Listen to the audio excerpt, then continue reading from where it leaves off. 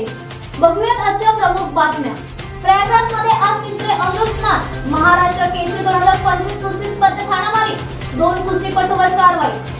5व्या T20 मध्ये England विरुद्ध भारताचा दमदार विजय, मालिका 4-1 जिंकली।